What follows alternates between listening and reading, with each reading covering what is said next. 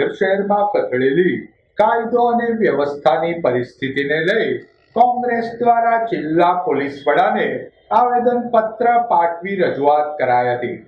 કોંગ્રેસી આગેવાનો કાર્યકરોએ રેલી સ્વરૂપે જિલ્લા પોલીસ વડાની કચેરી ખાતે જઈ શહેરમાં કથળેલી કાયદો વ્યવસ્થાને સુધારવા અને કડક પગલાં ભરી ગુનેગારોમાં ધાક બેસે તે માટે ભાવનગર શહેર કોંગ્રેસ દ્વારા જિલ્લા પોલીસ વડાને વિસ્તૃત આવેદનપત્ર પાઠવી રજૂઆત કરાઈ હતી. રજૂઆત વેળા શહેર કોંગ્રેસ પ્રમુખ એડવોકેટ હિતેશભાઈ વ્યાસ સહિતના આગેવાનો કાર્યકરો બહોળી સંખ્યામાં જોડાયા હતા. મિત્રો છે એક એની આ મિટિંગ બોલાવી અને એને પણ થોડું કહેવાની જરૂર છે, કારણ કે એ લોકો પોલીસ કરતાં વધારે ફોર્સફુલી ગામમાં બધું કામકાજ કરી રહ્યા છે. અવારનવાર પેપરમાં આવે છે કે તમારે બધા જ પેપર્સ ગાડીમાં સાથે લઈને કરવાની જરૂર નથી. આરટીઓમાં એવી સિસ્ટમ છે કે તમે ગાડીનો નંબર નાખો એટલે તમારો બધો જ આખી ગાડીનો ઇતિહાસ એમાં તમારી પાસે લાઇસન્સ છે કે નહીં, ગાડીના યોગ્ય કાગળિયા છે કે નહીં, વીમો છે કે નહીં, પીયુસી છે કે નહીં, તો પછી ગાડીઓ રિપેર શું કામ કરવામાં આવે? ગાડીઓની લાઈનો લાગે, પેપરમાં 2 દિવસથી ક્રિટિસાઇઝ થાય કે ગાડીઓમાં મોટા દંડ વસૂલવામાં આવ્યા છે અને લક્ઝરિયસ કાર એમને નીકળી જાય. નાની કારો અને નાના વ્હીકલ 500થી માંડીને 5000 રૂપિયા સુધીના દંડ થયા છે. આ કહેવાય ગયો છે, આ વ્યાજબી છે. પત્રકારોને પણ જીવ ગુમાવેલા છે અને આ અકસ્માત થઈને આપણે ભૂલી જઈએ, પણ જે પડી ગયો હોય ને એને સાહેબ ડિસેબિલિટી આવે, આખી જિંદગી ખોડ ખાપણને સળિયાને બધું રહી જાય છે. આ બધાના કોઈ કમ્પન્સેશન જ કોઈ નથી હોતા, પૈસાથી તો સવાલ જ નથી હોતો. શરીરની ઈજા ઇરિપેરેબલ ઈજાઓ છે, એટલે ખાસ આપણે વિનંતી છે કે શરીરને લગતી ઈજાઓ તાત્કાલિક અટકાવવામાં આવે અને પોલીસ બને એટલી હવે કડક થઈને કામ લે. જ્યાં સમજણથી ન થયું આપણે પ્રયત્ન કરીએ છીએ, આ પ્રયત્ન કરો છો અમે જાણીએ છીએ, પણ હવે સાહેબ તમારે પણ કડક થવાની જરૂર છે અને આપની નીચેના એક સ્ટાફને મેકમ બતાવો. અને એમાં સાહેબ અમે તમારી સાથે છીએ, આપ અમને વિશ્વાસમાં લો કે મારે બીજા 100 પોલીસ મેનની જરૂર છે કે 200ની જરૂર છે, અમે સરકારમાં રજૂઆત કરશું. પણ હવે સાહેબ ભાવનગર માટે હવે સહન થાય એવું નથી. અમે આ ગામમાં જન્મ્યા છીએ, મોટા થયા છીએ. હવે આ ગામ કોઈ વધારે કોઈ રાજકીય પક્ષના હિતમાં કે કોઈ સિસ્ટમના હિતમાં આપી શકે એમ નથી. વ્યસનો કેટેગરી વાઇઝ હવે વધતા જાય છે અને સસ્તા થતા જાય છે, જેથી કરીને સામાન્યમાં સામાન્ય જેને સાવ ન પોસાતું એ માણસોને પણ સફળતા મળી રહે છે. એટલે અમે આપણે ખાસ રજૂઆત કરવા આવ્યા છીએ કે ભાવનગરમાં અમારે અત્યારે 5 પ્રશ્નો બહુ મોટા છે.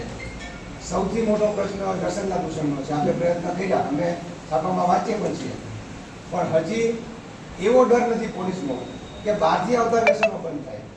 એટલે અમે આપણે રજૂઆત કરવા આવ્યા છીએ કે ભાવનગરની સરહદો સીલ કરો.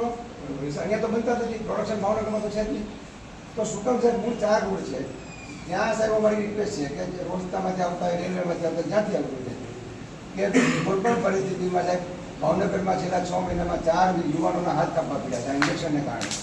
યુનિવર્સિટી કેમ્પસમાં આડા મારીએ છીએ, અમારા યુવાનો જાય છે ઇન્જેક્ટેબલ, ત્યાં આ બધા ડ્રગ્સની આઇટમો એટલી બધી વધી ગઈ છે, રેન્ડમલી ઇન્જેક્શન પીડ્યા હોય છે. એટલે હવે કડક હાથે કામ લેવાનો સમય સાહેબ આવી ગયો છે, કારણ કે અમારું સિટી હવે બરબાદ થઈ રહ્યું છે. એટલે એની સરકમસ્ટન્સીસ આ વાઇસીસ તો સાહેબ કંટ્રોલ થવા જ જોઈએ, આવી અમારી બધાની લાગણી છે. બીજી સાહેબ એ વાત છે કે શહેરમાં પોલીસની મેક્સિમમ સંખ્યા ઓછી છે, આપણે બધા જાણીએ છીએ, આખા ગુજરાતમાં ઓછી હશે, પણ એને કારણે પણ અમારું શહેર ભોગ બની રહ્યું છે. દિવાળીની રાત્રિએ તહેવાર હતો, તહેવારમાં આનંદ કરવાનો તમામને અધિકાર છે અને બાકીના માણસો ભયભીત થઈને ઘરમાં બેસી જાય, એવું ન ચાલે.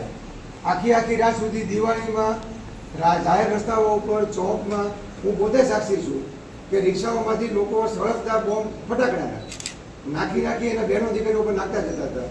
કોઈ કંટ્રોલ જ નહીં, કારણ કે પોલીસનું મહેકમ જ ઓછું છે. તો આખી રાત દિવાળીની મંજૂરી શું આપવી જોઈએ? જો આખી રાત આખા સિટીમાં પોલીસનો પૂરો કંટ્રોલ ન હોઈ શકે તો સાહેબ હવે ભવિષ્યમાં સાહેબ આપણે ખાસ વિનંતી છે કે આવા કોઈ, અને જો સરકારનું આપણે દબાણ હોય, બની શકે કોઈ રાજકીય પક્ષનું દબાણ હોય, સરકારનું દબાણ હોય, તો અમે મારી બધાને વિનંતી છે કે હોસ્પિટલના સંચાલન માટે રોગી સમિતિ બનાવી છે, શહેરની સામાજિક સંસ્થાઓને ઇન્વાઇટ કરી છે. બીજી બધી ઘણી જગ્યાએ એવી પરિસ્થિતિઓ છે કે તમે બીજેથી ગવર્મેન્ટ બહારની સંસ્થાઓને અને બીજા માણસોને ઇન્વાઇટ કરતા હોય છે. તો આપણે પણ અમારી એક એવી રિક્વેસ્ટ છે કે જો જ્યાં મર્યાદા આવતી હોય તો તમે ભાવનગરમાં ચેમ્બર ઓફ કોમર્સ છે, ઇન્ડસ્ટ્રીયલ એસોસિએશન છે, શિપ બ્રેકર એસોસિએશન છે, ઘણા બધા અમારા વકીલોનું મંડળ છે, એ બધાને સાહેબ સાથે રાખી અને કેમ કાયદો અને વ્યવસ્થા કંટ્રોલમાં આવે અને ઉપરથી આવતા દબાણોમાં કેમ રજીસ્ટ કરી શકાય એ બાબતે સાહેબ થોડું આયોજન થઈ શકે. સાહેબ ગુનેગારો રેન્ડમલી ગુના કરે છે. 4 દિવસ પહેલા 3 દિવસ પહેલા એક 3 થી 4 વર્ષની દીકરી ઉપર બળાત્કાર થયો.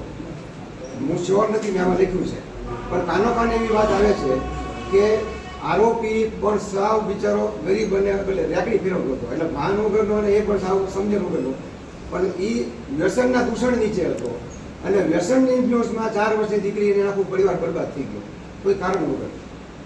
નાનામાં નાના એવા વિસ્તારોમાં સાહેબ વ્યસનો એટલા ટેસ્ટથી વળી જાય કે જે લોકો રેકડી લઈને ફરે છે ને એને જે ઈચ્છા એ વસ્તુ મળી જાય છે. એટલે સાહેબ આવા ગુનાઓ થતાં અટકાવવામાં આવે. આ દીકરીનો પરિવાર તો બરબાદ જ થઈ ગયો. કદાચ આરોપીને જે કાંઈ થવું હોય કાયદાની પરિભાષામાં એવું કહેવાય છે કે દીકરીને ન્યાય મળી ગયો. મારી દ્રષ્ટિએ કોઈ ન્યાય નથી. ભોગ બનનારને એમાં કાંઈ મળતું જ નથી. એના પરિવારને શું મળ્યું?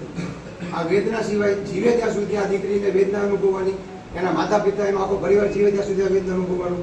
એટલે સાહેબ મારું આમાં એક આપણી પાસે આવેદન છે કે એના પરિવારને સરકારમાં અમારી વતી સાહેબ આ પર રજૂઆત કરી અને એના પરિવારને આર્થિક વળતર આપવામાં આવે. બધા પ્રોબ્લેમનું નિવારણ આર્થિક વળતર નથી, પણ એમ છતાંય તે એ લોકોને સાયકોલોજીકલ ટ્રીટમેન્ટની જરૂર પડશે. એના માતા પિતા આકાશમાંથી કેમ બહાર આવી શકશે? એટલે એના પરિવારની વિશિષ્ટ કેર લેવામાં આવે સરકાર લેવલે.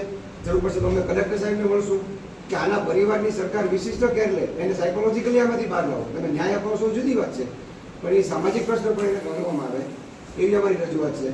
આ ઉપરાંત ટ્રાફિક એક બહુ મોટું ન્યુસન્સ છે. હું વકીલ તરીકે પણ અમને કહું છું અને શહેર કોંગ્રેસના પ્રમુખ તરીકે આખા સિટી વતી કહું છું, કોર્ટની બહાર મારી ગાડી મૂકી શકાતી નથી. ઇવન પોલીસની ગાડીઓના પ્રોબ્લેમ છે.